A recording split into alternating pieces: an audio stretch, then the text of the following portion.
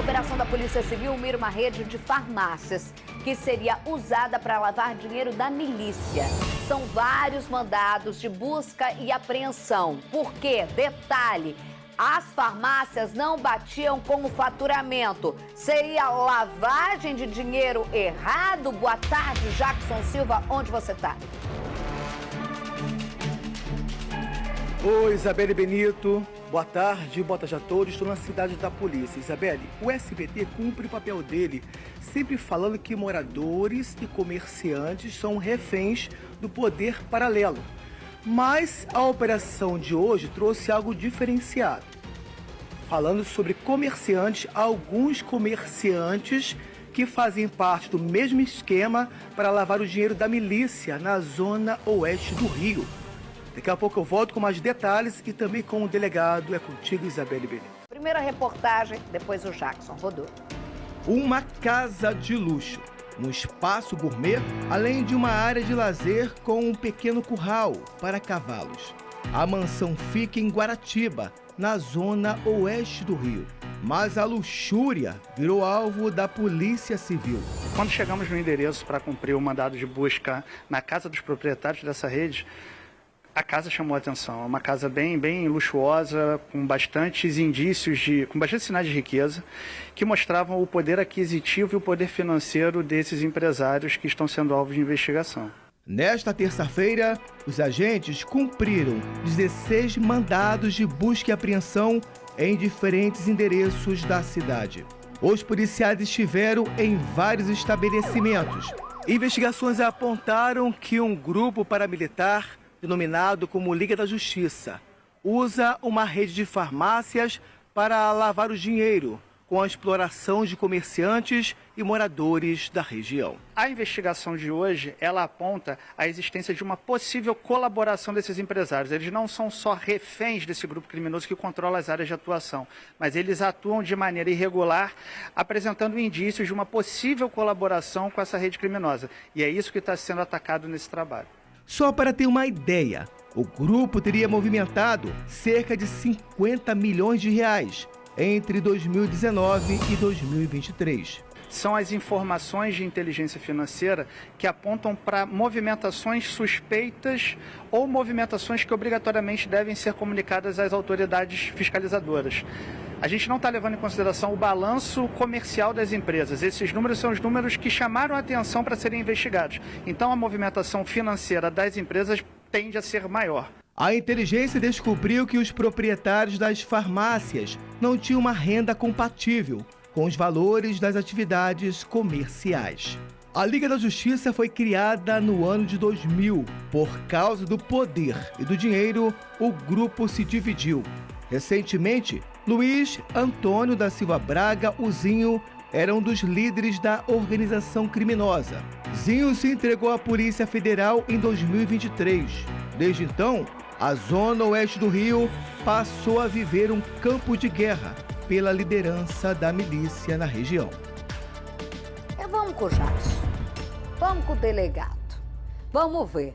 Jackson, tudo começa por uma investigação de que não há compatibilidade financeira da movimentação da rede, 50 milhões, se eu não me engano, com a atividade comercial. A partir daí se instaura uma investigação e se tem essa suspeita que leva ao dia de hoje. É isso? Boa tarde mais uma vez para vocês. Olá, Isabelle Benito, boa tarde mais uma vez. Doutor Renan Melo estará ao meu lado, mas antes vou falar sobre essa rede de farmácias, tá, Isabelle? A gente ligou para os responsáveis de lá, mas até o momento não responderam. Só deixando claro isso, doutor, muito obrigado pela sua participação. É importante deixar claro que a gente sempre fala sobre isso, que o morador, o comerciante, todos são reféns. Até falei isso no início, né, da nossa escalada. Ressaltar isso, mas infelizmente a sua investigação descobriu que alguns comerciantes fazem parte literalmente desse esquema criminoso. Boa tarde, Jackson, boa tarde, Isabelle, o colega Carlos Augusto, obrigado pela oportunidade de falar do trabalho. O que acontece? A investigação ela se iniciou, como a matéria apresentou, a partir de movimentações com indícios de suspeição. A partir disso, a unidade se debruçou em analisar vínculos, analisar relações e buscar registros pretéritos envolvendo essa rede de farmácias e pessoas que estavam envolvidas nesse documento de inteligência financeira. Qual foi a conclusão preliminar que chegamos?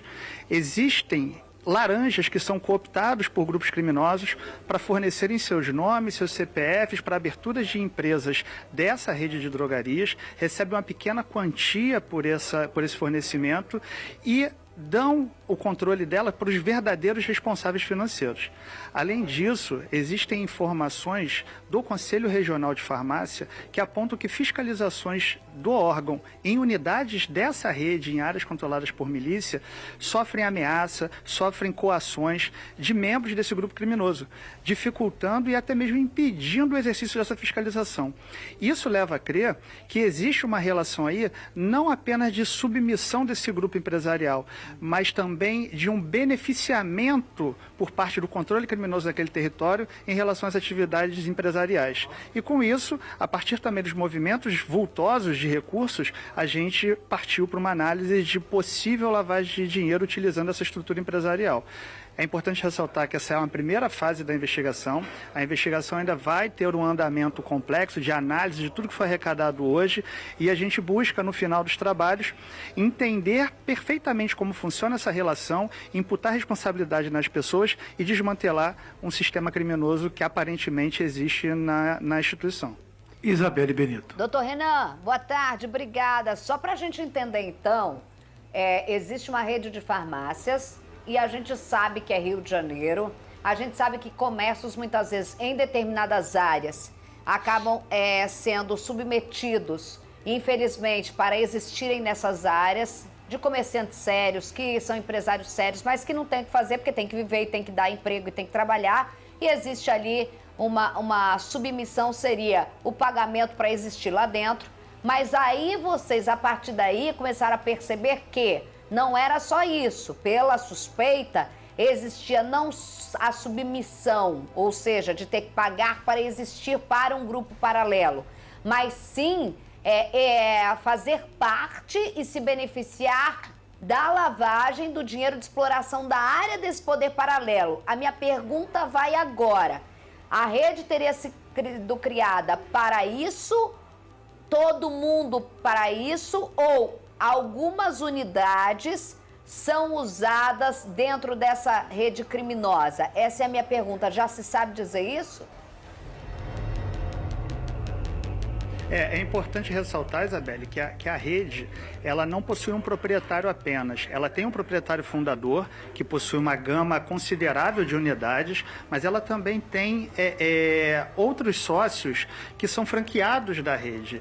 Então, como todo o trabalho de investigação realizado pela Polícia Civil e também, consequentemente, pela DECOC-LD, Delegacia de Combate às Organizações Criminosas e Lavagem de Dinheiro, a nossa função é fazer o trabalho com o maior nível de detalhamento possível para separarmos aqueles que são vítimas de grupos criminosos para aqueles que são aliados. Então, é muito temerário nessa fase da investigação a gente imputar que toda uma cadeia empresarial, toda uma rede que funciona efetivamente, que presta um determinado serviço empresarial, está imbricada no crime organizado. A gente sabe que algumas unidades possuem irregularidades criminais latentes, que foram alvo, inclusive hoje, de mandados de busca e apreensão, mas a gente ainda não consegue precisar se toda a rede foi criada para isso e se funciona com isso. Então, é sempre importante ressaltar para a sociedade que todo o trabalho de investigação é levado com o maior esmero e com a maior seriedade possível para não se cometerem injustiças e dar a devida medida para aqueles culpados. Ô Carlos, é importante a gente falar o que o doutor falou aqui, e você já teve experiência como essa, porque é uma rede conhecida, cresceu bastante, então tem um fundador.